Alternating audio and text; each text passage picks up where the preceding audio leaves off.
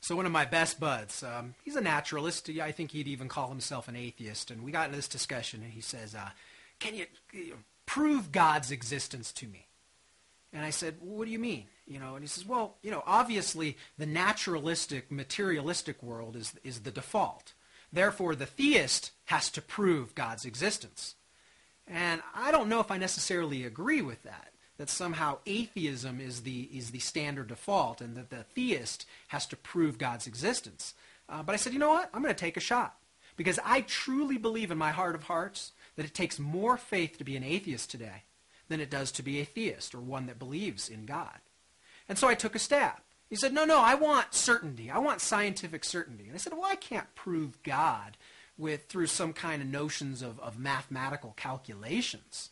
But I say 21st century tools have allowed us to declare an intelligent designer like never before. Let me give you a shot. Causation. Okay? I think God provides the best explanation for the existence of all that we see, the origin of the universe and its fine-tuning. Because your alternative is that it all popped into existence out of nowhere for no apparent reason. I think that order. I think God provides the best explanation for all of this order, this design, this complexity that we see. Abstract notions of numbers and the laws of physics and the natural laws and the chemical properties.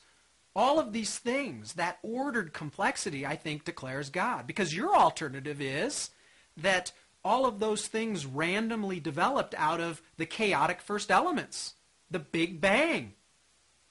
The design that's inherent in everything that we see, the stellar, the planetary, the organic worlds. I think God provides the best explanation for all of that incredible design and complexity and code. Because really, the alternative is that all of that popped out of the desert somewhere when matter was just acting on matter for a sufficient period of time with no guidance whatsoever. Ethics and morality. See, I think God provides the best explanation for the existence of love and altruism and a conscience. Something that has us all look inside when we're making a moral decision. Where does that come from? Does matter become mind? Or does mind beget matter? Does mind become matter? Do you see where I'm going with that?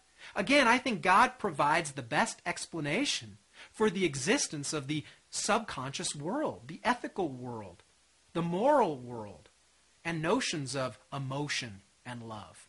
So when I looked at the causation and the order and the design and the ethics, I flipped it back on him and I said, I think that I've made a pretty good case for the existence of God. Your turn.